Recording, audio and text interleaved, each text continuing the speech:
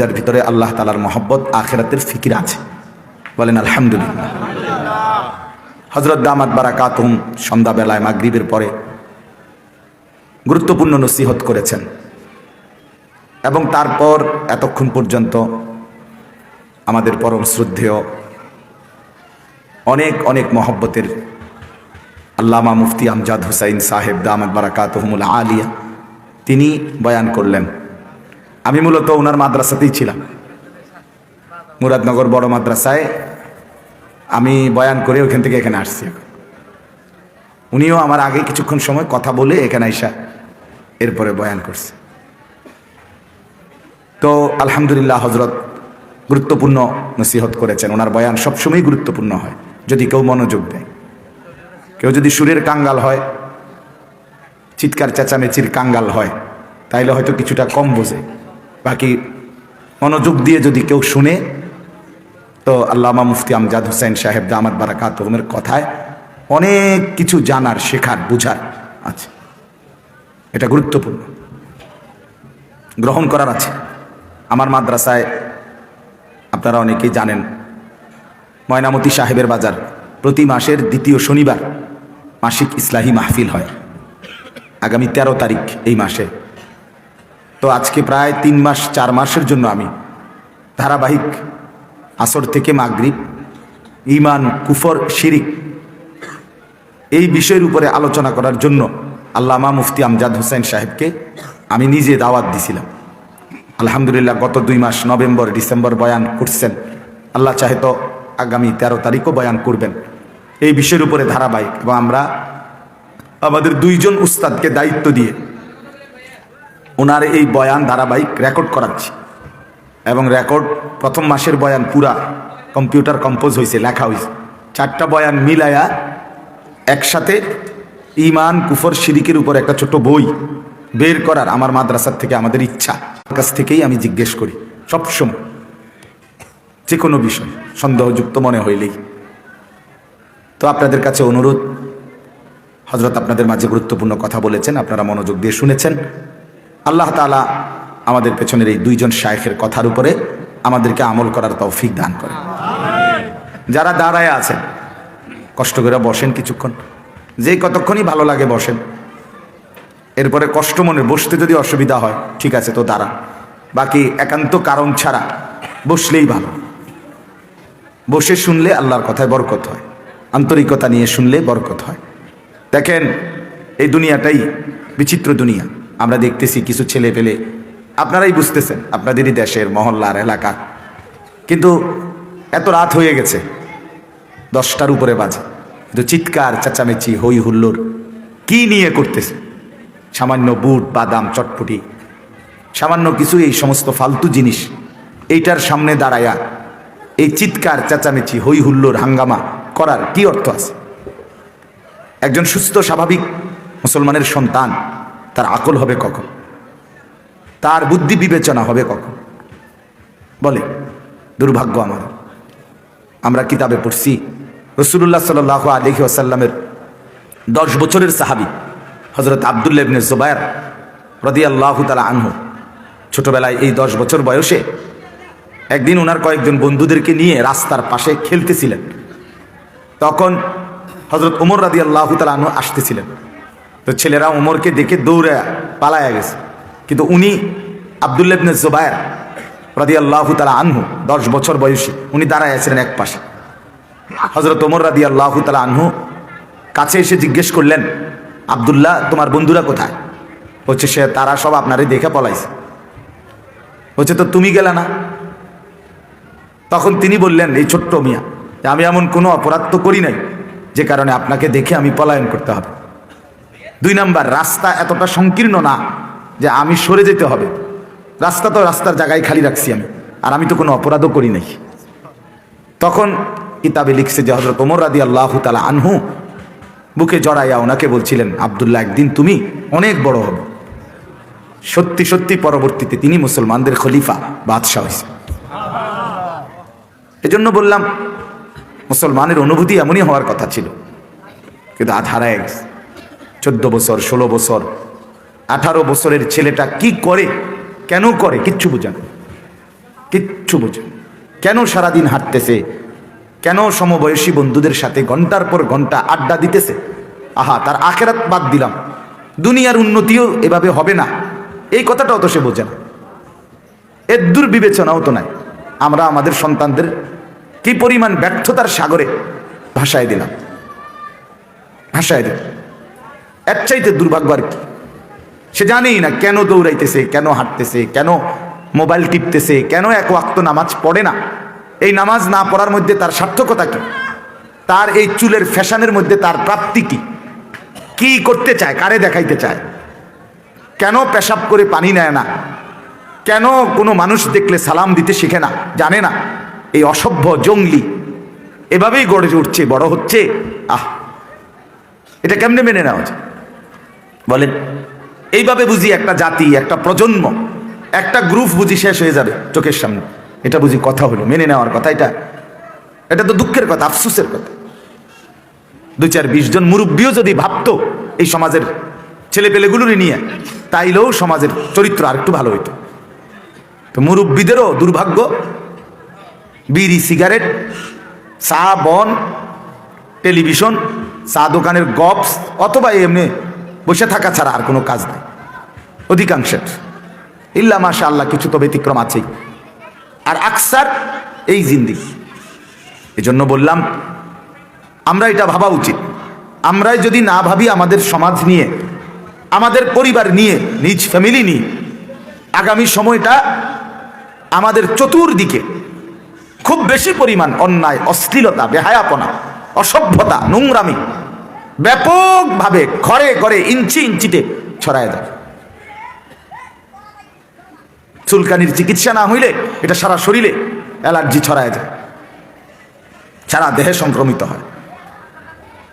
বড় ছোট, আলেম, ওলামা, মুরব্বী, কিচ্ছুর কোনো ধার ধারে না। ছেলে পেলে নিজের মতো করেই মোবাইল টিপে, নিজের মতো ছবি তোলে, হাসে, হাঁটে, চলে। মানে কে কি মনে করবে আমার, কিচ্ছুর সময় আর এর কাছে নাই। তাহলে এত লাওয়ারিশ, লাগাম ছাড়া আমাদের সন্তান হয়ে গেল।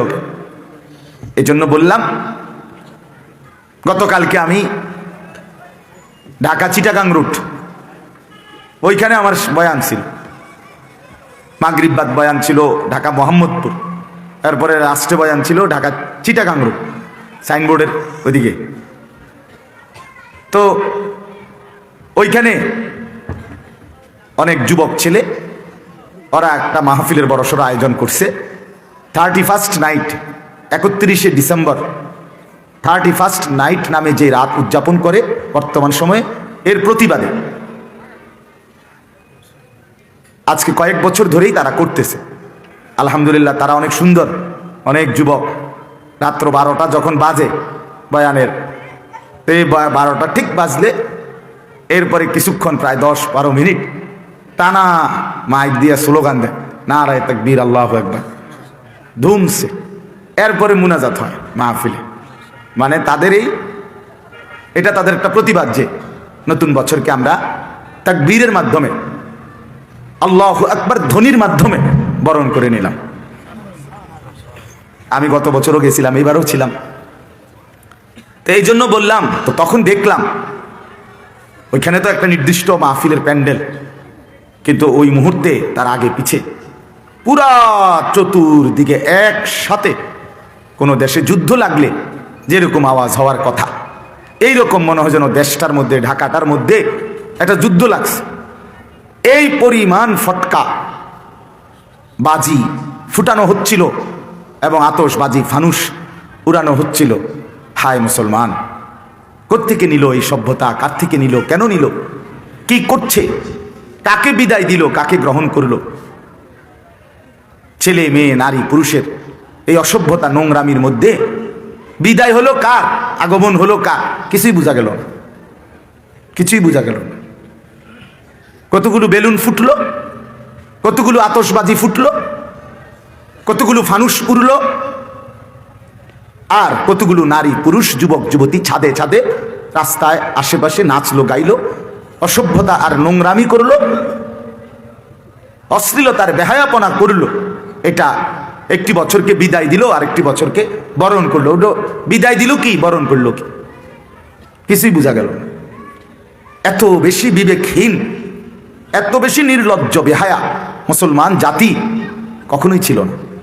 কম বেশি গুনাহ সবসময় ছিল, কম বেশি অশ্লীলতা সবসময় ছিল, কম বেশি খারাপ চরিত্রের মানুষ নারী পুরুষ সর্বযুগেই ছিল। কিন্তু এইভাবে ব্যাপক হারে নোংরামি, অসভ্যতা, অশ্লীলতা, উলঙ্গপনা এত ব্যাপকভাবে গ্রামে শহরে বন্দরে উপজেলা মফস্বলে ছেলে পেলেদের এই নোংরা অশ্লীলতার, আল্লাহ থেকে বিমুখ জিন্দিগি, এক ওয়াক্ত নামাজ পড়ে না, চেহারা সুরতে মুসলমানের কোনো চিহ্ন নাই, এরকম অধপতন 1450 বছরের ইতিহাসে মুসলমানদের কোনো যুগে এত ব্যাপক হারে ছিল না এখন যে অবস্থা। আর এটা যদি চলতে দেওয়া হয়, এভাবেই যদি সবাই মিলে হাল ছেড়ে দেয় শেষ পর্যন্ত, আগামী 20 বছর পরে মুসলমানের সন্তান মুসলমান কেমন হয় এটা খুঁজে নেওয়াই কঠিন হয়ে যায়। এটাই বাস্তবতা, এটাই বাস্তবতা, কঠিন হয়ে যাবে। মুসলমানের পরিচয়, মুসলমান কেমন হয়, এখনো তো আলহামদুলিল্লাহ কিছু মাদ্রাসা চারদিকে ছোট বড় মেহনত করছে, দিবা নিশি মেহনত করছে। এরপরেও আপনারা জানেন না আমাদের মাদ্রাসাগুলো, আমরা আমাদের এই ছেলে পেলেদেরকে কোরআন শরীফ পড়াইতে গিয়া, নুরানি পড়াইতে গিয়া, নাজেরা পড়াইতে গিয়ে, হাফেজ হিফজ করাইতে গিয়ে কি পরিমাণ কষ্টের মুখোমুখি এখন, এটা যন্ত্রণা কি পরিমাণ ভাষায় প্রকাশ করার মতো না। খুব কঠিন, খুব কঠিন। একটা বাচ্চা একবার বাড়িতে গেলে আরেকবার ফিরাইয়া আনতে কঠিন। 3 দিনের জন্য বাড়িতে গেছে, 3 মাসে মিললে মোবাইল যা টিপতো 3 দিনে তার চাইতে বেশি টিপ পালাইছে। 3 দিন তার মা বাপ তার চেহারাও দেখে নাই। কিসের নামাজ, কিসের আখেরাত, কিসের ইবাদত, কিচ্ছুর কোনো হদিস নাই। অর্থাৎ অধিকাংশ ছেলেই পড়বে না। কেন পড়বে না? মোবাইল। বাড়িতে থাকবো, বাড়ির থেকে পড়বো, মানে হলো মূল কথা হলো বাড়ির থেকে পড়বে না। মূল কথা হলো বাড়ির থাকলে যে কোনো কৌশলে হোক, তার মার হোক, ভাইয়ের হোক, দুলাভাইয়ের হোক, চাচার হোক, স্বাস্থ্য ভাইয়ের হোক, অথবা আরেক ঘরের কোনো ছেলের হোক, কোনো না কোনো কৌশলে ছবি দেখতে পারবো, মোবাইল দেখতে পারবো, নাচ গান দেখতে পারবে। এই অসভ্যতার কারণে এই মানুষের। তাইলে আমরা মাদ্রাসার বাচ্চা করেও মাদ্রাসার বাচ্চাদেরকেও টিকাইয়া রাখা কঠিন হয়ে যায়। একটা বাচ্চা তো বাচ্চাই, 12 বছরের 10 বছরের বাচ্চাটা যখন দেখে তার সাথে এলাকার সব ছেলের হাতে মোবাইল, একটা বড় মোবাইল, তখন তো সে খুব কষ্ট হয় তারে বুঝায় নিতে। তারে বুঝায়, সেও তো মানুষ, সে তো জিন না, সে তো প্লাস্টিক না, সে তো অনুভূতি সম্পন্ন মানুষ। কষ্ট হয়ে যায়, কষ্ট হয়ে যায়। এই জন্য বললাম আসলে আমার অস্থিরতাটা আগামী প্রজন্ম টিকবে কিভাবে, তাই না? টিকবে কিভাবে? আমি এই জন্য বলছি অস্থিরতার, বেহায়াপনার ব্যাপক উৎসব, ব্যাপক। মুসলমানের মেয়েরা, গ্রামে গঞ্জের মেয়েদেরও বেপর্দা ছাড়া পর্দায় থাকা, নিজের ইজ্জত, নিজের পর্দা, নিজের সতীত্ব, নিজেকে ঢেকে ঢুকে রাখা, আড়াল করে রাখা, এটা যেন মানতেই চায় না, মানতেই চায় না। বোরকা খুলতে দিছে না যেই পরিবার, সেই পরিবারের নারী বোরকার নামে এখন লাল, নীল, হলুদ, বেগুনি, বিচিত্র কালারের বোরকা, বিচিত্র ডিজাইনের বোরকা, বিচিত্র রকমের স্কার্ফ, এবং এটার মধ্যে আরো বেশি ফ্যাশনেবল, আকর্ষণ এবং টাইট ফিটিং বানাইয়া এটার আরো বেশি অসভ্য বানাই রয়েছে। তাইলে আমাদের সমাজ টিকবে কিভাবে?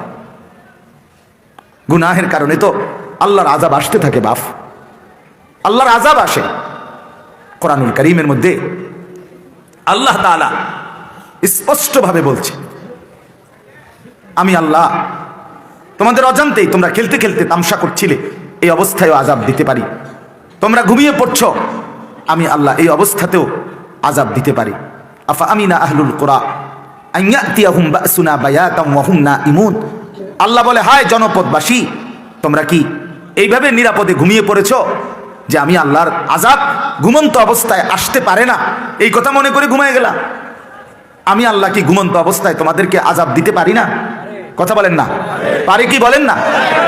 আওয়া আমিনা আহলুল কুরা আন ইয়াতিয়াহুম বাসুনা দুহান ওয়া হুম ইয়ালআবুন। এর পরের আয়াতে আল্লাহ বলেন, তোমরা কি এই ভেবে নিজেকে নিরাপদ মনে করছো হে জনপদবাসী, যে তোমরা খেলতামাশায় রত থাকবে দিনে দুপুরে, আর আমি তোমাদেরকে আযাব দেব না, এটাই মনে করেছো? আমি তো ইচ্ছে করলে খেলতামাশা অবস্থায় দিন দুপুরে আযাব দিতে পারি, আমি তো ইচ্ছে করলে ঘুমন্ত অবস্থায় আযাব দিতে পারি। আমিনতুম মান ফিস সামাই আন ইয়াখসিফা বিকুমুল আরদা ফাইযা হিয়া তামুর। আল্লাহ বলে, আসমানে যে রব আল্লাহ আছে, তোমরা কি সেই আল্লাহর ব্যাপারে নিজেদেরকে নিরাপদ মনে করছো? কি ভাবছো বান্দা? আমি আল্লাহ চাইলে তোমাদেরকে তো যে যেই অবস্থায় আছো ওই অবস্থায় রাইখাই মাটিটা তাৎক্ষণিক ধসাইয়া নিচে জিন্দা দাফন করে ফেলতে পারে।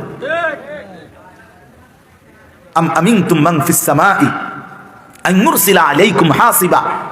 আল্লাহ বলেন, আমি তো ইচ্ছে করলে তোমরা আসমানে, আমি আল্লাহর ব্যাপারে কেমনে ভাবলা নিরাপদ?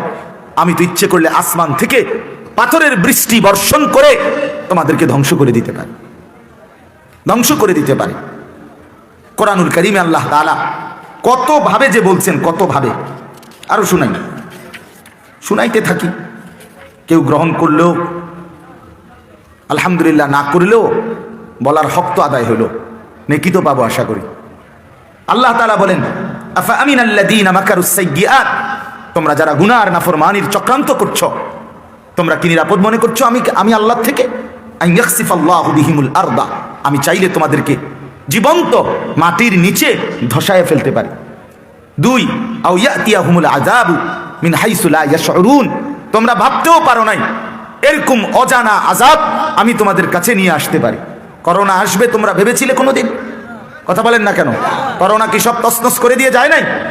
করোনার ঘা এখনো সামলাইতে পারে নাই এমন অসংখ্য দেশ, এখনো ঘুরে দাঁড়াইতে পারে নাই। আল্লাহ বলেন, আমি তো এরকম অজানা, নাম না জানা আযাবও তো দিতে পারি।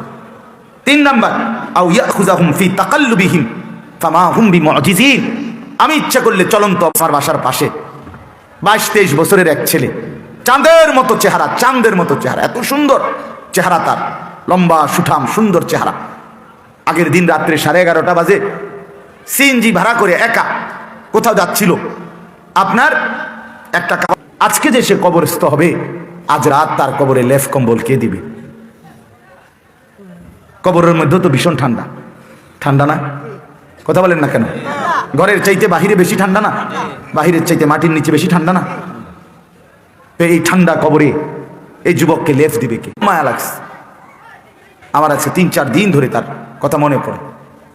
আমার ঘরে প্রতিবেশী, আমার পাশের প্রতিবেশী, তার বাবা জানাজার সামনে একটা শব্দ উচ্চারণ করতে পারে না, মানে একটা কথাও বলতে পারে নাই যে আমার ছেলেটাকে মাফ করে দিয়েন, বা ছেলেটাকে, মানে বেচারা নির্বাক, কথাই বলতে পারছে না।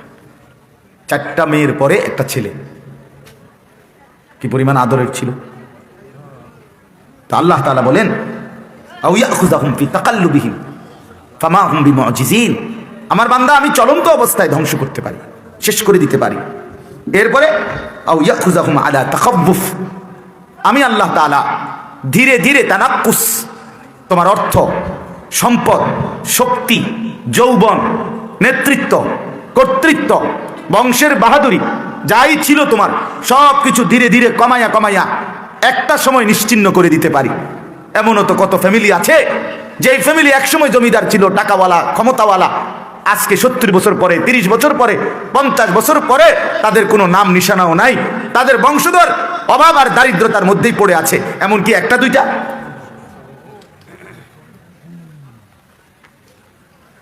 তাইলে বলে আজকে সারা দেশের মধ্যে বিভিন্ন জায়গার মধ্যে যে মানুষ ভ্রমণ করতে যায়, বিভিন্ন পুরাতন বাড়ি দেখতে যায়, আমাদের কুমিল্লা কোটবাড়ি আছে, শালবন বিহার, ওইখানে জমিদারদের বাড়ি দেখতে যায়, কিন্তু সেই বাড়িতে কি সবক নাই? এই বিশাল জমিদারের বাড়ি ভাঙ্গা, জন্য শীর্ণ, জরাজীর্ণ, এখন সেটা মানুষের আপনার দেখার সামগ্রী হয়েছে মানুষের। তাহলে এই বাড়ি ঘরগুলো, এই জমিদারের ফ্যামিলি, এক সময় তো এটা বিরাট বাড়ি ছিল, এখানে তো পাইক পেয়াদা, এখানে তো চাকর বাকর নৌকর সবই তো ছিল কিনা বলেন? তাহলে আজ তারা কোথায়? আজ তাদের বংশধর কোথায়? আজ তারা কোথায় গেল তারা? ঢাকার বড় বড় নবাব, পুরান ঢাকাতে আছে পুরাতন বাড়ি অনেক, সেই মানুষগুলো আজ কোথায়? তাদের বংশধর কোথায়? আল্লাহ তাআলা বলেন, আমি তো বান্দা প্রতিনিয়ত আমার নিদর্শন দেখাইয়াই রাখছি, কিন্তু তোমরা চিনলা না আর কি। যার উপরে যতক্ষণ মুসিবত না আসে ততক্ষণ সে ভাবতে শেখে না। নিজের সশরীরে আযাবের মধ্যে যখন পতিত হয় তখন মনে পড়ে আল্লাহ আছে। অন্যের মুসিবত থেকে, অন্যের বিপদ থেকে, অন্যের দুর্দশা থেকে আমরা কেউ সবক নেই না, সবক নেই না। আফসোসের ব্যাপার। আমরা লাশ দেখেও, জানাজা দেখেও, জানাজার মাঠেও, লাশের সামনেও অসংখ্য মানুষ ছবি তুলতে থাকে। তার মানে তার অসভ্যতা গেল না, গেল না। এই জন্য বাপ আল্লাহ তাআলা কোরআনুল কারীমের মধ্যে বহুভাবে কথা এটা বলছে, বান্দা আওয়ালাম ইয়ালাম আন্নাল্লাহা কাদ আহলাকা মিন ক্বাবলিহি মিনাল কুরুন মান হুয়া আশাদ্দু মিনহু কুওয়াতান ওয়া আকসারু জামআ। আল্লাহ বলে, বান্দা তোমরা কি জানো আমি আল্লাহ তোমাদের পূর্বে অসংখ্য জাতি গোষ্ঠীকে, যাদের শক্তিও ছিল অনেক, যাদের সম্পদও ছিল অনেক, আমি শক্তিতে এবং সম্পদে অনেক এমন অসংখ্য জাতিকে আমি আল্লাহ আহলাকা ধ্বংস করে দিয়েছি, ধ্বংস করে দিয়েছি। তোমরা বাড়াবাড়ি করো না বান্দা, তোমরা সীমা লঙ্ঘন করো না। আমার ভাই, আমার বন্ধু, এই সমাজে যাদের মাধ্যমে গুনাহ ছড়ায়, অশ্লীলতা ছড়ায়, বেহায়াপনা ছড়ায়, খোদার কসম আল্লাহ তাআলা তাদের জন্য বড় ভয়ানক হুঁশিয়ারি দিয়েছে। মনে এই আয়াতে আমি শুধু পড়ছি, কালকের এই দৃশ্য দেখে খুব আফসোস করে মনে হইল, হায় বাংলাদেশ কোথায় নেমে গেল, হায় ঢাকা। সারা জীবন ছোটবেলায় পড়ছি মসজিদের নগরী, ঢাকাকে তো মসজিদের নগরী বলে। ঢাকায় অগণিত মসজিদ, সেই মসজিদের নগরী। এখানে এই পরিমাণ বাজি ফুটলো কেন? এখানে এই পরিমাণ আতশবাজি ফুটলো কেন? এখানে এই পরিমাণ অর্থের, সময়ের নিদারুণ অপচয় হলো কেন? আমাদের প্রজন্ম কোথায় গিয়ে দাঁড়াচ্ছে? এই আয়াতটা আপনাদেরকে পড়েছি, এটা বললেই আমার কথা শেষ। কোরআনুল কারীমের 18 নম্বর পারা, কোরআনুল কারীমের 24 নম্বর সূরা। এই সূরার নাম হচ্ছে সূরায়ে নূর। এই সূরার 2টা আয়াত, 19 নম্বর 20 নম্বর, এই 2টি আয়াত আমি পড়েছি। একটু মনোযোগ দিয়ে শোনেন, তাইলে আমার কথা শেষ। ছেলেরা তোমরাও শোনো ভাই, সবাই একসাথে শুনবে না, সবাই একসাথে বুঝবে না, বাকি আমরা বলেই যাবো বাস। কেউ না শুনুক, সবাই প্রত্যাখ্যান করুক, এটা আমাদের কোনো লস নাই। আমি আজ 18 বছর আপনাদের কাছে আসা দেওয়া করি, কোনো লস নাই, কোনো লস নেই। 18 বছরে যদি একজনও পরিবর্তন না হয়, আমার বলার দ্বারা কোনো লস নেই। কারণ আমার বলার দ্বারা আমি যা চাই, আখিরাতের মুক্তি, পরকালের নেকি, এটা আপনাদের কারো হাতে না, এটা আল্লাহর হাতে। আর আল্লাহ তাআলা বলেন সেটা আমি দিতেই থাকবো। সেটা তো আপনাদের কারো হাতে না। নেকি আপনাদের হাতে, আপনাদের বাপের হাতে না, কারো হাতে নেকি আল্লাহর হাতে। এই জন্য লস নাই, এই আশাই বলে থাকি। তো আল্লাহ তাআলা বলেন, ইন্নাল্লাযীনা ইউহিব্বুনা আন তাশিআল ফাহিশাতু ফিল্লাযীনা আমানু। নিশ্চয়ই যারা পছন্দ করে, নিশ্চয়ই যারা আয়োজন করে, নিশ্চয়ই যারা আকাঙ্ক্ষা করে, আন তাশিআল ফাহিশাতু, ছড়িয়ে পড়ুক অশ্লীলতা, বেহায়াপনা, নির্লজ্জতা, অসভ্যতা, নোংরামি, ফিল্লাযীনা আমানু, মুসলমানের সমাজে, ইমানদারদের পরিবেশে। আল্লাহ বলে যারা চায় মুসলমানের সমাজ, পাড়া মহল্লায়, এলাকায়, জনপদে, মুসলিম জনবসতিতে বেহায়াপনা ছড়িয়ে পড়ুক, নগ্নতা ছড়িয়ে পড়ুক, অসভ্যতা ছড়িয়ে পড়ুক, গান বাদ্য, জিনা, ব্যভিচার, নারীর নৃত্য, অসভ্য নোংরামি ছড়িয়ে যাক। আল্লাহ বলেন লাহুম আযাবুন আলীম, তাদের জন্য রয়েছে আমি আল্লাহর পক্ষ থেকে যন্ত্রণাদায়ক আযাব। যন্ত্রণাদায়ক আযাব কোথায়? ফিদ দুনিয়া, ফিদ দুনিয়া, দুনিয়াতেও, ওয়াল আখিরা, আখিরাতে, আখিরাতে। এটা হলো ভয়ঙ্কর কথা। এক তো যদি এটা বলতো আখিরাতে শুধু শাস্তি, তাহলে তুমি কইতে আচ্ছা যা খেসুমে জিরে হইব হইব, অহংকার হইতেছে না কিছু। কিন্তু আল্লাহ তো বলে এখনো হবে।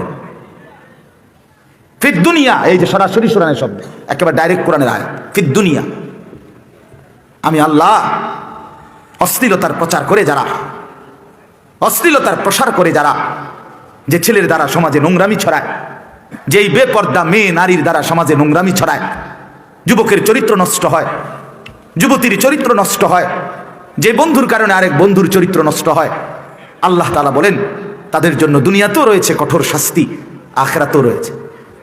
আল্লাহু ইয়ালামু ওয়া আনতুম লা তা'লামুন। কিন্তু কার শাস্তি কেমন, কাকে আমি কিরকম আযাব দেব, সেটা আমি শুধু জানি, তোমরা জানো না। সবার কোনো খাড় করাইয়া সিরিয়ালে 10টা করে থাপ্পড় দিয়ে দেবো, বিষয়টা এমন না। সবাই একটা একটা জুতার বাড়ি দিয়ে দেবো, এটা এমন না। কার আযাব কেমন হবে, কাকে আমি কোন মুসিবতে ফেলবো, সেটা শুধু আমিই জানি, তোমরা জানো না, তোমরা জানো। এই হলো প্রথম আয়াত।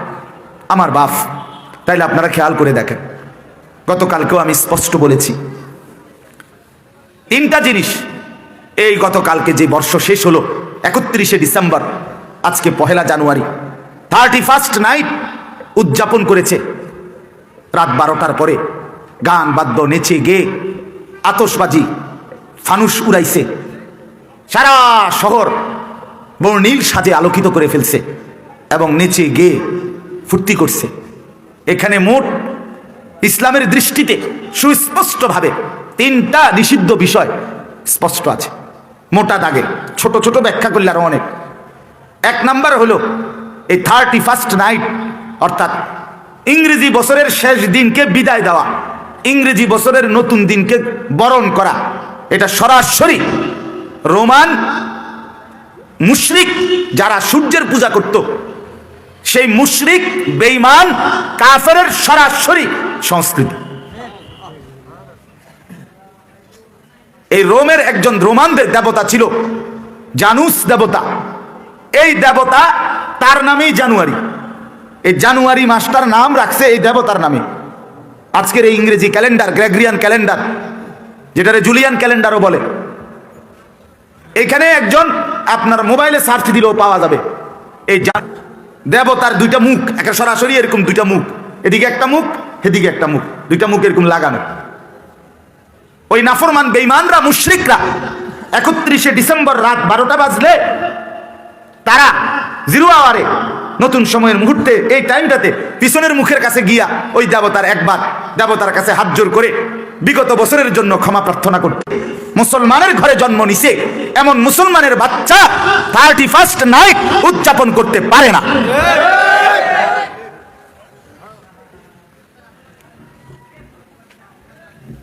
এটা মুশরিকরা করতে পারে, কাফের করতে পারে, বেঈমান করতে পারে। দুর্ভাগ্য আমাদের, দুর্ভাগ্য। অসংখ্য সুবিধাভোগী মিডিয়া এটাকে ফলাও করে প্রচার করে। অসংখ্য দুষ্ট কিছু বুদ্ধিজীবী যারা দেখে যখনই ইসলামের সাথে ধাক্কা লাগবে, এরকম যে কোনো সংস্কৃতি বা কিছু এদেশে হচ্ছে বা কেউ করছে, এটাকে উৎসাহিত করবে অথবা কমপক্ষে প্রতিবাদ করবে না। কারণ যাই হোক, ছেলেদের ফোলাটা নষ্ট হয়ে যাক, কিন্তু ইসলামের মধ্যে তো ধাক্কা লাগছে। কথা বুঝছেন না? এজন্য সরাসরি এটা মুশরিকদের কালচার, মুশরিকদের কালচার। আগামীর 14ই ফেব্রুয়ারি সরাসরি বেঈমানের কালচার, মুশরিকের কালচার। রক্তে যার ঈমান আছে, মায়ের পবিত্র দুধ যে খাইছে, সেটা করতে পারেন। কিন্তু ওই যে হারায় গেছে, জিন্দিগি হারায় গেছে, হেরে গেছে শয়তানের কাছে, হেরে গেছে বেঈমানের কাছে, হেরে গেছে মুশরিকের কাছে, এক সামান্য মোবাইলের কাছে হেরে গেছে, এক নর্তকীর কাছে হেরে গেছে।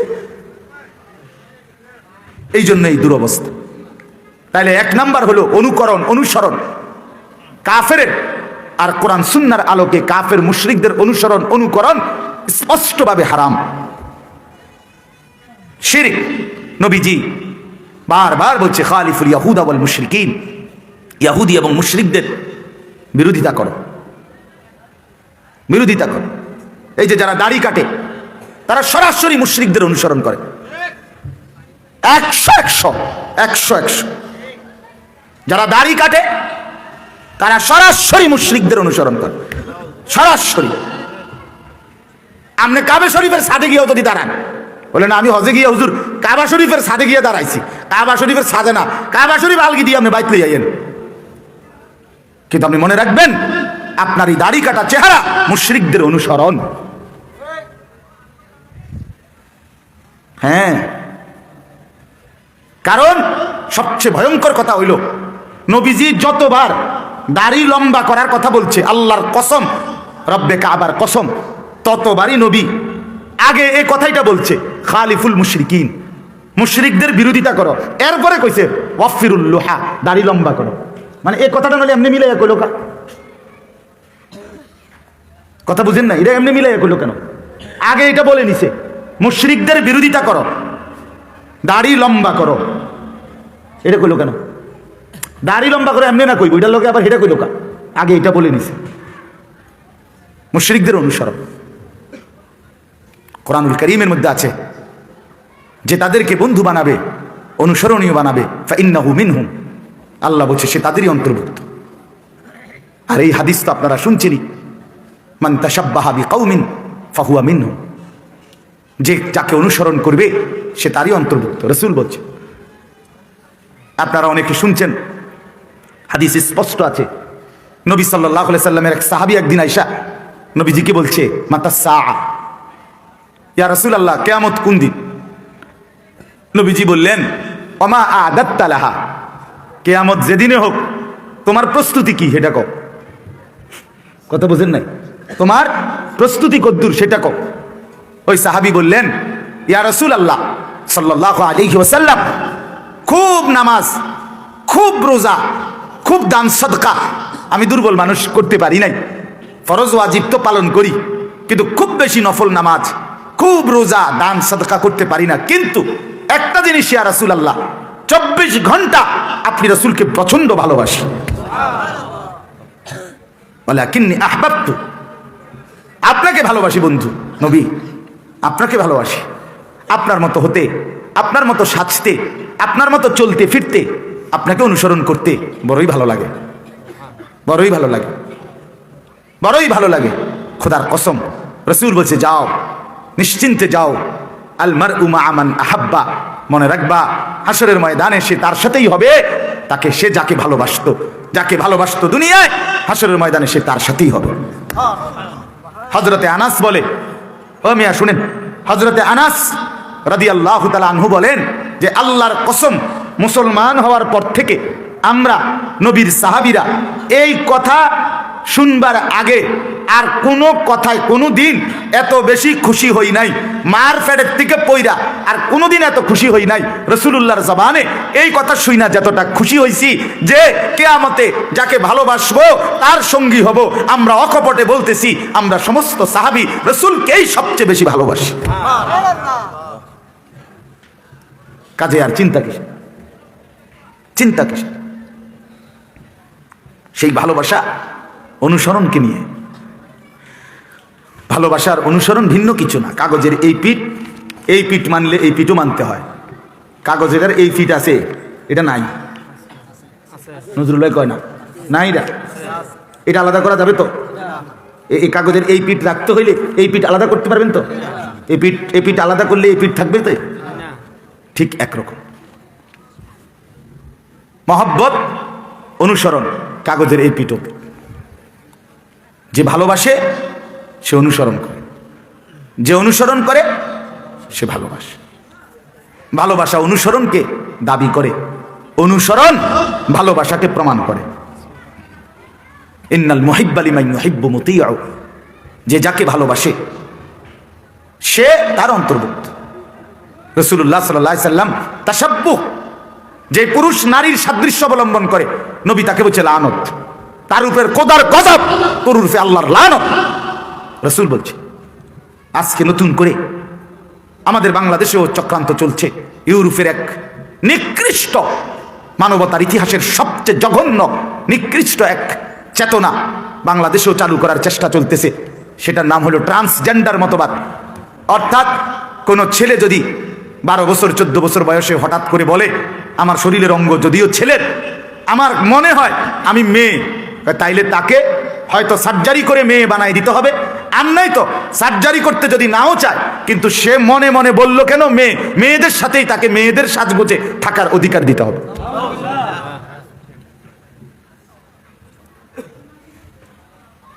ট্রান্সজেন্ডার কোন মেয়ে যদি 14 বছর 18 বছরের কোন মেয়ে যদি বলে আমার দেহ যদিও মেয়ে, কিন্তু আমার মন বলতেছে আমি ছেলে, তাইলে হয়তো তাকে সার্জারি করে ছেলে বানায় দিতে হবে, কাটাকাটি করে। আর নয় তো সেটা যদি করতে না চায়, এমনিতেই ছেলের বেশভূষা দিয়া তারে ছেলেদের সমাজে, ছেলেদের পরিবেশে, ছেলেদের সব অঙ্গনে থাকার সুযোগ দিতে হবে।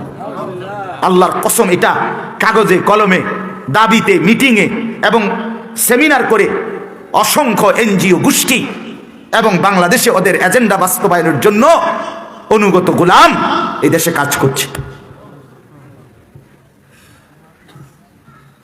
মুরব্বীরা গোবো এটি কি তো এরকম কথা তো শুনছি না, আরো কত কিছু শুনছেন না আপনারা। আপনাদের ছেলেদের মোবাইলে ওরা কি গুনাহ করে আপনি জানেন তো না, আপনি কল্পনাও করতেন না। আপনারে বুঝাইতে হইল। আমার একজনে কইছিল, আমার এক মুসল্লি আমার একদিন কইছিল, হুজুর আমি আজ থেকে 40 বছর আগে, 38 বছর আগে বিদেশ গেছি। 40 বছর হইব, 40-42 বছর আগে। তখন সে বলছিল, এই 42-40 বছর আগে যখন বিদেশ, মধ্যপ্রাচ্যের এক দেশে, আরব দেশে, আমরা দুইজন করে মালিকে আমগো বাংলাদেশি করে থাকতে দিছে এক রুমে। তো মাস শেষে যখন বেতন দিছে দুজনের একটা রুমে, এই দুইজনের মধ্যে একজন ওইতের বেতনের টাকা কিছু চুরি করে লাইছে। তো এখন এই যার টাকা চুরি করছে সে ওই আরবি মালিকরে, আর আগের কথা, এখন অনেক চালাক, আগের কথা বলতেছে। তো কয় আরবি মালিকরে সে বলছে এ আমার রুমমেট আমার টাকা নিছে গা, কথা বুঝছে। তো উনি বলতেছে, হুজুর কসম, ওই আরবি মালিকরে এক টানা 2 মাস এইতে কথাটা বুঝাইতে চেষ্টা করছে যে এইতে আমার টাকা নিছে গা, সেইতে কথাটাই বোঝে না। এইতে কয় না আমি তো তার বেতন দিছি, তে তোর টাকা নিবে কেন? মানে এই যে টাকা নিতারে বেতন নেওয়ার পরেও এই কথাটাই হেতের মাথার ঢোকে না। পারলই না বেটার এই কথাটা বুঝাইতো, কি রে হে চুরি করবো কি লেগা, এর তো কি দিছি, এই কথাটাই বুঝে। উনি নিজে আমার সরাসরি বলছে, হুজুর আমি নিজে ছিলাম, হুজুর হে মালিক বুঝলেই না এই কথাটা, না এটা হইব কেন, হে চুরি করবো কি লেগে, তুই কি করছ বেটা, তারা তো কি দিছি না, মানে কথাটা বুঝছেন নি, হেতে এটা বুঝতেই আছে না।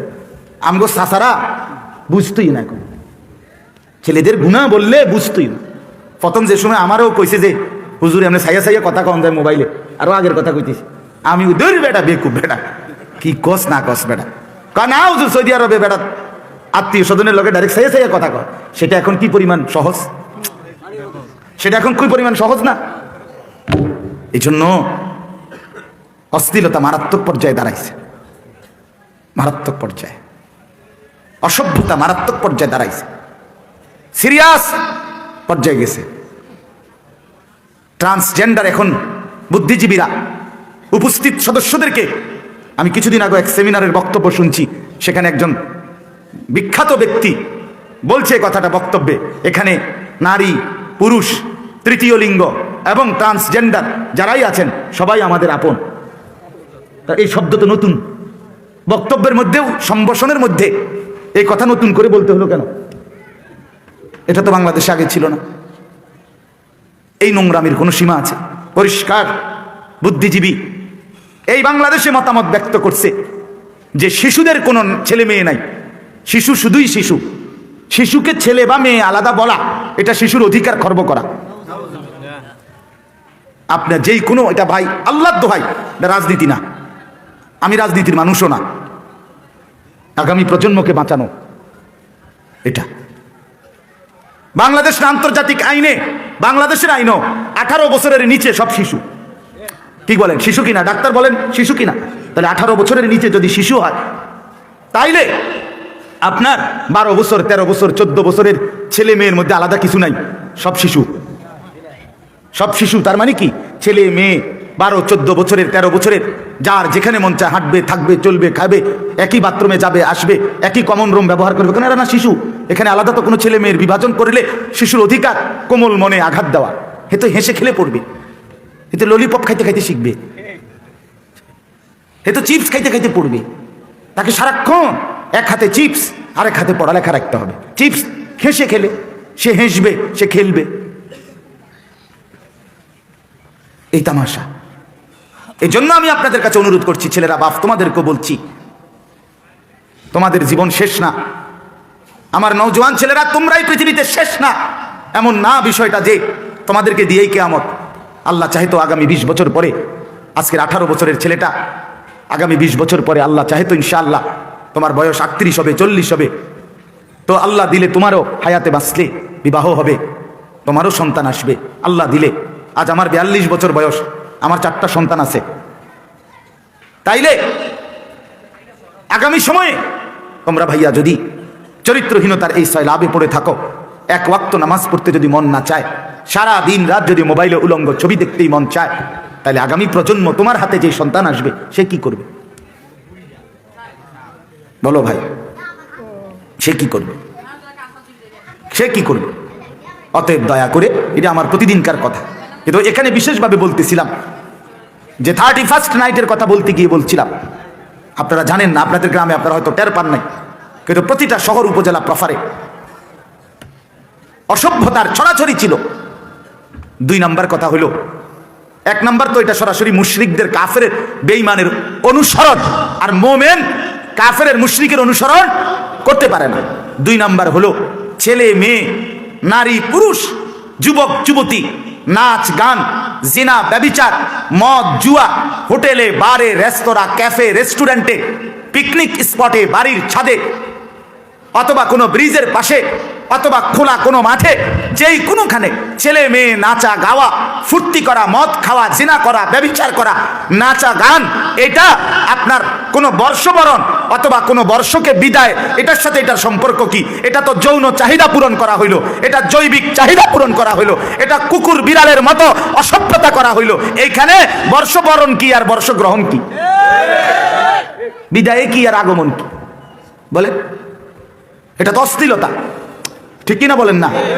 এটা তো বেহায়াপনা ছড়াচ্ছে, এটা তো অশ্লীলতা ছড়াচ্ছে। আর আল্লাহ তো বলছে যে মানুষগুলো অশ্লীলতা ছড়ায় তাদের জন্য ভয়ানক আযাব রয়েছে।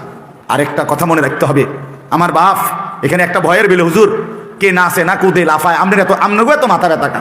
আমারও তো কথা ভাই, বিশ্বাস করেন আমার মাথা ব্যথা ছিল না, হইতো না, টেনশন লাগতো না, কিন্তু কোরআনের একটা আয়াত আছে, আল্লাহর আযাব দুনিয়ায় একরকম, আল্লাহর আযাব আখিরাতে আরেক রকম। আল্লাহর আযাব দুনিয়ায় যখন আসে তখন আল্লাহর নীতি হলো অনুগত অবাধ্য নেককার নাফরমান সবাইকেই সেই আযাব ভোগ করতে হয়। খোদার কসম, এটা কোরআনের আয়াত। ফ্যাঁস হলো এনে, ফ্যাঁসটা হলো কোথায়? এইখানে। এটাই সমস্যা। আল্লাহর আযাব দুনিয়ায় শুধু পাপীর উপরে আসে না, আখিরাতে আল্লাহ শুধু পাপীকে আযাব দিবে, নেককারকে জান্নাত দিবে। তো দুনিয়ায় আল্লাহ বলছেন ওয়াত্তাকু ফিতনাতাল লা তুসিবান্নাল্লাযীনা যালামু মিনকুম খাসসা। আল্লাহ বলেন আমার বান্দারা ভয় করো আমার সেই আযাবকে, যা দুনিয়াতে শুধু কেবল পাপীদের উপরে নয় বরং সকলের উপরে বর্তাবে। কোথাও ঝড় হইলে, বন্যা হইলে, ভূমিকম্প হইলে, ঘূর্ণিঝড় হইলে, জলোচ্ছ্বাস হইলে, মহামারী হইলে ইমানদার নেককার নামাজি মানুষের মরে না? কথা বলেন না? ক্ষতিগ্রস্ত হয় না? এটা দুনিয়ার নীতি। এটা কার নীতি? দুনিয়ার নীতি, আল্লাহর একটা নিজাম। এই জন্য ভয়, নাইলে তো আমরা আমার ফতে আমি, আমনের ফতে আমনে, না না। আযাব আসলে আমার ঘরও আক্রান্ত হবে, মুসিবত আসলে আমার মহল্লাও আক্রান্ত হবে। আল্লাহ আমাদেরকে বুঝ দান করেন। অতএব 31st নাইট মানে অসভ্যতা আর অশ্লীলতার প্রসার করা। 14ই ফেব্রুয়ারি বিশ্ব ভালোবাসা দিবস পালন করা মানে অসভ্যতা আর জিনা ব্যভিচারের প্রচার প্রসার করা। অতএব একজন মুসলমানের বাচ্চা, মুমিনের সন্তান, মুসলমানের ছেলে মেয়ে এত বড় জঘন্য পাপ করতে পারে না। শেষ 3 নাম্বার হলো, তৃতীয় হইল এই বেলুন, ফুটকা, আতশবাজি, ফানুস, এগুলো যা লক্ষ লক্ষ টাকা, কোটি কোটি টাকা খরচ করলো, গান বাদ্যের এই নাচ গান হলো, এখানে যত কিছু ব্যয় হইল, এই ব্যয়ের পিছনে যে খরচ হইল এটা সুস্পষ্টভাবে সরাসরি অপচয়। আর আল্লাহ তাআলা কোরআনুল কারীম স্পষ্ট বলছেন অপচয়কারী সরাসরি শয়তানের ভাই, শয়তানের ভাই। কানু মিন ইখওয়ানিশ শায়াতিন, অপচয়কারী শয়তানের ভাই। ইন্নাল মুবাদদিরিন কুলু ওয়াশরাবু ওয়ালা তুসরিফু। আল্লাহ বলছে বান্দা তোমরা খাও পান করো হালাল, ওয়ালা তুসরিফু, অপচয় করো না। ইন্নাল্লাহা লা ইউহিব্বুল মুসরিফিন, আল্লাহ অপচয়কারীকে পছন্দ করে না, পছন্দ করে। অপচয় রাজার ভান্ডারও ফুরায় দেয়, অপচয় 7 রাজার ধনও কি করে দেয়? ফুরায় দেয়, ফুরিয়ে দেয়, শেষ হয়ে যায়, শেষ হয়ে যায়, শেষ হয়ে যায়। আমরা কিতাবে পড়ছি উমাইয়া একজন খলিফা, তার 11 জন সন্তানকে মৃত্যুর সময় 11 লক্ষ দিনার স্বর্ণ মুদ্রা দিয়ে গেছিলেন। এক এক সন্তান 1 লক্ষ স্বর্ণ মুদ্রা, স্বর্ণের টাকা, স্বর্ণ মুদ্রা অনেক দামি, স্বর্ণ মুদ্রা করে দিয়ে গেছিল মৃত্যুর সময় এক খলিফা, মুসলিম খলিফা, তার 11 জন সন্তানকে 1 লক্ষ করে 11 লাখ। কিন্তু সেই সন্তানরা অপচয় এবং অপব্যয় করে আল্লাহর নাফরমানি করেছিল। পরবর্তী অল্প সময়ের ব্যবধানে একেবারে স্পষ্ট আমি নিজ চোখে কিতাবে পড়ছি, ওই 11 জন সন্তান মানুষের কাছে ভিক্ষার জন্য, জাকাতের টাকার জন্য হাত পাচ্ছে। এজন্য অপচয়। এই যে আজকে ছেলেরা 2 আঙ্গুলে অনবরত মোবাইল টিপে, আহা মা কোথায়, বাবা কোথায়, দেশ কোথায়, জাতি কোথায়, আগামীর স্বপ্ন কোথায়, ইসলাম কোথায়, কোরআন কোথায়, আখেরাত কোথায়, কবর কিচ্ছুর খবর নাই, কিচ্ছুক্ষণ। এক প্রতিবন্ধী জাতি, এক মাতাল, তার সিরা জানে না ডান বাম পূর্ব পশ্চিম, কোত্থেকে আসলো, কে পাঠাইলো, কেন বাসলো, কেন বড় হইল, কেন মা পবিত্র দুধ খাওয়াইলো, কিচ্ছুর খবর নাই। জিন্দিগি এক নর্তকীর সামনে জিন্দিগি দিয়ে দিছে, এক উলঙ্গ ছবির হাতে জীবন দিয়ে দিছে। আহ, এর চাইতে বড় আফসোস আর কি হইতে পারে, কি হইতে পারে? এই জন্য আমি অনুরোধ করলাম এই 3টা জিনিস মোটা দাগে। 1 নাম্বার, কাফের মুশরিকের অনুসরণ 31st নাইটের মাধ্যমে হয়, এজন্য এটা মুসলমান করতে পারে না। 2 নাম্বার, অশ্লীলতা বেহায়াপনার প্রচার প্রসার হয়, এটা মুসলমান করতে পারে না। 3 নাম্বার, সীমাহীন অর্থের অপচয় হয়, অতএব অপচয় মুসলমান মোমেন করতে পারেন। এখন শেষ কথা হইল, আপনি যদি প্রশ্ন করেন যে হুজুর এত এত নাফরমানি করে, এগুলোর জাগাত ফিরে না কাকদা, কথা বোঝেন নাই? নগদ আসার দিলেই তো হয়, ফেরেস্তা 2-1টারে আসার দিলেই তো হয়, শাস্তি দেয় না কেন আল্লাহ? আপনি না বললেন আল্লাহ শাস্তি দিবে, আল্লাহর তো শাস্তির ধরন ভিন্ন, কিন্তু বাকি খোলা চোখে সকলকে একসাথে আযাব গজব দেয় না কেন? আল্লাহ বলে 2য় আয়াত এটাই, ওয়ালাউলা ফাদলুল্লাহ, শোনো বান্দা, আমার অনুগ্রহ, ওয়া রাহমাতুহু, আমার রহমত, দয়া মায়া যদি না হতো, ও আন্নাল্লাহ রাউফুর রাহিম, আমি যদি খুব বেশি ক্ষমাশীল, দয়াবান, করুণাময়, মায়ার না হতাম, তাহলে অনেক কিছুই হতো, অনেক কিছুই হতো।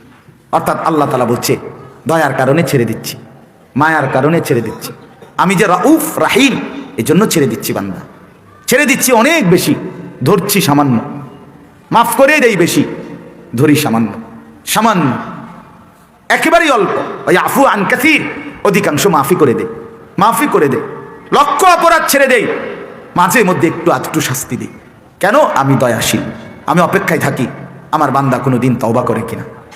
আমি মাফ করে দিতে রাজি, কিন্তু গুনাহ ছেড়ে দিলে, আর করবে না ওয়াদা দিলে, আমি আকাশ ছোঁয়া গুনাও মাফ করে দিতে রাজি, আমি জমিনের বালুকণা পরিমাণ গুনাও মাফ করে দিতে রাজি, কিন্তু শর্ত হলো গুনাহ ছেড়ে দিতে হবে, আর করবে না ওয়াদা দিতে হবে, লজ্জিত হয়ে মাফ চাইতে হবে। গুনাহকে চালু রেখে তওবা করলে তওবা হয় না, গুনাহ চালু রেখে আস্তাগফিরুল্লাহ বললে আস্তাগফিরুল্লাহ হয় না, ওইটা এটার উপরে আস্তাগফিরুল্লাহ। কথা বুঝেন না? পকেটের সুদের টাকা, হ্যাঁ, মুখে বিড়ি সিগারেটের দুর্গন্ধ, আমনে কন আস্তাগফিরুল্লাহ রব্বি, আমি কোমান লরেন গোরেন, কিতা ঘটনা কিতা? কার কাছে মাফ চাইতে আছে? হ্যাঁ, মাফ চাইতেছেন কার কাছে? এন দিদি উঠতেই আবার বিড়ি ধরান, তুই কার কাছে কইলেন আস্তাগফিরুল্লাহ? মানুষ এত বেহায়া কেমনে হয়? এত এত করে নগদ জাগাত, জাগাত খায়, জাগাত ব্রেক, দেখি উন্দুরের ওষুধ নেই, এরম বেশরম কেমনে হয়? কি উমিয়া? আরে বলেন না, একজন মুসলমান এত নির্লজ্জ কেমনে হয় বেটা? এই মাত্র বললা আস্তাগফিরুল্লাহ রাব্বি, আল্লাহ মাফ চাই মিন কুল্লি দামবিন, সব গুনাহ থেকে, উঠতে দেরি, বিড়িটা ধরাইতে দেরি না। এত বড় ডাকাত কেমনে মুসলমান হয়? এত বড় ডাকাত হয় কেমনে? কিও এটা কি ধরনের আস্তাগফিরুল্লাহ? এটা কিসের মাফ চাইলেন আমরা? এটা এত শক্ত হয় কেমনে? মানুষ তো কুদরিও মাত্র মাফ চাইয়াইছিও, এখন চার যা থাক বাধ্য, কালকে দরকার হলে চাই আরেকবার বুঝ করে, যদি ডাইনে বামে কেউ না দেই তাহলে ধরামু বিড়ি। তো একটা কথা, আমার কি ভাই, জাগাত, জাগাত, জাগাত খায়, জাগাত ব্রেক। আমি আগে শুনতাম ইন্দুরের ওষুধ, রেডি পুরো মুখস্থ করছিলাম আমি, একের পুরাটা শিখছিলাম আমি। মাদ্রাসায় ছাত্ররা আমারে কইতো, দোস্ত কস না তুই একটু এডি, তা আমি এডি কইতাম। লাইনে খায়, সিরিয়ালে মরে, লাফাইয়া খায়, দফাইয়া মরে। আরে কপাল, তখন তো ছাত্র ছিলাম। আসলে ওই ছোটবেলাতেও এটা মানুষের একটা বিষয় আসলে, যে যেটা আল্লাহ তাআলার দয়ায় আল্লাহ যাকে যেদিকে নিবে তার ভিতরে ছোট থাকতে একটা মেজাজ থাকে। এটা আমি ছোটবেলাতেই যখনই বাজারে যাইতাম, ক্যাম্বাসাররা ওই ওষুধ বেচে যে এইডি শুনতাম শুধু, আমি অন্য কিছুই চাইতাম না কোনো সময়। আমার বোন জামাই, আমার আত্মীয় স্বজন অনেকেই আমার ওইখান থেকে খুঁজে আনতো, মানে আমার বাজারে গেলে টোয়াই পাইতো ওইখানে, আমি ওই শুধু এটি খেয়াল করতাম এতে কি কয়, এইগুলা কইতাম বাসায়, পুরা মুখস্থ কইতাম আর কি। এই যে ওষুধটা সাইডটা কাজ করে, হ্যাঁ আমাদের এই ফাইলটা আপনারা গান শোনেন ফাঁকি দিয়ে একটু খেয়াল করেন যে ওষুধটা সাইডটা কাজ করে, এইডি কইতাম, মানে শিখতাম আর ওই যে বলার একটা কি ছিল তখনই স্পৃহা ছিল, মানসিকতা ছিল আর কি। তখন একেবারে ডাইরেক্ট ধান ক্ষেতের সামনে দাঁড়াইয়া, একদম খোলা ক্ষেতের মধ্যে দাঁড়ায় আমি অসংখ্য বক্তৃতা দিছি আলহামদুলিল্লাহ। ধান ক্ষেত উড়ে গেলেছি কইয়া, কি শ্রোতা মোতা। ক্লাস 4-এ যখন পড়ি, 4র্থ শ্রেণীতে, টুমচর মাদ্রাসায়, ফজরের আগে, ফজরেরও আধা ঘন্টা 1 ঘন্টা আগে মাদ্রাসায় প্রতিযোগিতা, কোরবানির শিক্ষা ও তাৎপর্যের উপরে বক্তৃতা দিমু। এই শিখছি ফজরের আগে উঠা 1 ঘন্টা ধরে এই বক্তৃতা, শুধু হাতলাইরা এই সেই কইতাম। আমার লজিং থাকতাম, তো লজিংয়ের মহিলা, লজিং মাস্টার বেড়ির জামাই রে ঠেললে উঠাইছে, আবার হুজুর হুজুর আলগা ধরছে আমরা হুজুর। আমার সেই লজিং মহিলা আজও আছে, লজিং মাস্টারও আছে, আমি ওনার বাড়িতে অনেকবার গেছি। আর পরেও তো ও বেটা থাপায় তাড়াতাড়ি আইয়া আমার আনসার করে ধরে, কি তো হয়েছে বাজি তোর, কি আমি না কিচ্ছু না, আমার প্রতিযোগিতা। আলগা আলগাও ধরছে না, আমি আসি, অসুবিধা আমি হতার তাই না, আমার প্রতিযোগিতা আমি আসব, আমি এনে আমারটা আমারে করতে দেন। যাই হোক, এটা এখন মনে হইলো বললাম। তো যাই হোক, আমার বাপ বলার উদ্দেশ্য হইল তওবা ইস্তিগফারের অপেক্ষায় থাকে আল্লাহ। আর আল্লাহ তাআলা তওবা যদি দিল থেকে করে, গুনাহ ছেড়ে দেয় আর করবে না ওয়াদা দেয়, লজ্জিত আর অনুতপ্ত হয়ে চোখের ফোঁটা পানি পড়লে আল্লাহ তাআলার আরশ আজিম নড়ে ওঠে, কেঁপে ওঠে। আল্লাহ বলে, বান্দা 1 ফোঁটা পানি ফেলেছো আর করবা না, বললা ঠিক আছে যাও, গাফারতু লাকা ওয়ালা উবালি, কোনো পরোয়া না করে সব মাফ করে দিলাম। এই জন্য বন্ধু ফিরে আসে, নিজের অসভ্যতা, নোংরামি, অশ্লীলতা, বেহায়াপনা থেকে নিজেকে বাঁচাই। ছেলেরা বাপ, জীবনটা তোমারটা তোমারই, আমার পথে আমি, তোমার পথে তুমি। বন্ধু আমার, আল্লাহ তাআলা আমাদের প্রত্যেককে ভালো হওয়ার তৌফিক দান করেন। আমাদের এই মাদ্রাসা আল্লাহ কবুল করেন। দেখেন অনেক পুরাতন মাদ্রাসা, আল্লাহর দয়ায় মাদ্রাসাটা আলহামদুলিল্লাহ আগের চাইতে ভালো চলতেছে। কারো আমার দয়া করে হাত জোর করে অনুরোধ, না আমি স্থায়ী, না আপনারা স্থায়ী, না আমার হায়াত চিরন্তন, না আপনাদের হায়াত চিরন্তন, কোনোভাবে আমার দ্বারা বা আপনাদের দ্বারা, কারো দ্বারা, কারো হিংসা, কারো বিদ্বেষ, কারো ষড়যন্ত্রের দ্বারা আল্লাহর দোহাই এই মাদ্রাসাটা যেন বন্ধ না হয়।